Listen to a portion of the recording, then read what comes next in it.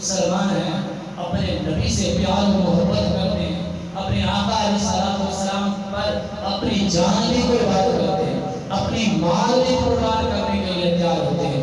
ابھی یہ جو وقت بھی ہے اس وقت تک رات کے تقریباً 10:30 ہونے والے ہیں، کوئی جاگتا ہے تو کوئی سو جاتا ہے، لیکن ابھی ہم بیٹھے ہوئے ہیں تو یہ وقت کس کے نام رکھ رہا ہے؟ آقا علیہ السلام کے نام کر دیا ہے یہ وقت ہم نے.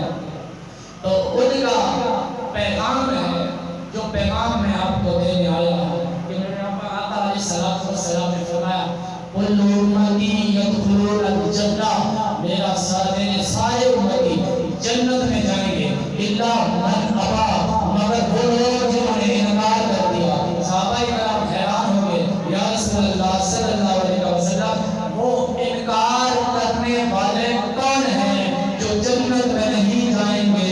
باقی سب جنت میں جائیں گے. تو میرے آقا علیہ السلام نے فرمایا کہ جس نے بھی میری پیروی کری وہ جنت میں جائے گا، ومن عصانی فقد ابا، اور کما قال نبی صلی اللہ علیہ وسلم جس نے میری نافرمانی کی وہ دوزخ میں جائے گا. آج ہم اپنے کردار میں جان کر دیکھیں کہ ہمارے جو افعال و کردار، رسم و رواج، رہن سہن، یہ جو سارے طریقے ہیں کیا آقا کی فرمان برداری میں ہے یا آقا کی فرمان برداری سے باہر ہے؟ تو اگر ایسے ہیں تو پھر ہمیں اپنے آپ کو سدھارنا ہوگا. آقا کی محبت کے لیے کہتے ہیں نا، محبوب کیا کہتا ہے؟ میرے لیے تم یہ بھی نہیں کر سکتے ہو، اتنا کچھ بھی نہیں کر سکتے ہو. کیا ہم اپنے آقا کے لیے اپنی زندگی کا راستہ نہیں بدل سکتے؟ اپنے محبوب کے لیے، اپنے مالک و مولا کے لیے اپنا طرز انداز نہیں بدل سکتے، طرز زندگی نہیں بدل سکتے؟ اپنے آقا علیہ السلام کے لیے جنہوں نے دنیا میں بھی ہمیں نہ چھوڑا، ہمیں نہ بھولے، اور آخرت میں بھی ہمیں نہ بھولے، مثال انور کے وقت بھی نہ بھولے، جب بھی خدا کی مہربانی دیکھی امت کے لیے دعا کر دی. یعنی ہر خدا والا شریف جب بھی خدا مہربان ہوا تو امت کے لیے دعا کر دی. تو پھر ہم اپنے آقا علیہ السلام کے لیے اتنا کچھ نہیں کر سکتے کہ جو لمحے گزر گئے سو گزر گئے، آئندہ وعدہ کریں گے کہ یا اللہ تیرے حبیب علیہ السلام کو شاہد و گواہ بن کے ہم یہ آپ سے وعدہ کرتے ہیں کہ جو زندگی گزری سو گزری، اپنی زندگی ویسے گزاریں گے تیرے حبیب علیہ السلام راضی. تو فرمایا میرے آقا علیہ السلام نے کہ میری مثال ایسے، مشکاہ شریف میں حدیث پاک ہے، میری مثال ایسے ہے جیسے کوئی شخص انا النذیر العریان، میں ڈرانے والا ہوں.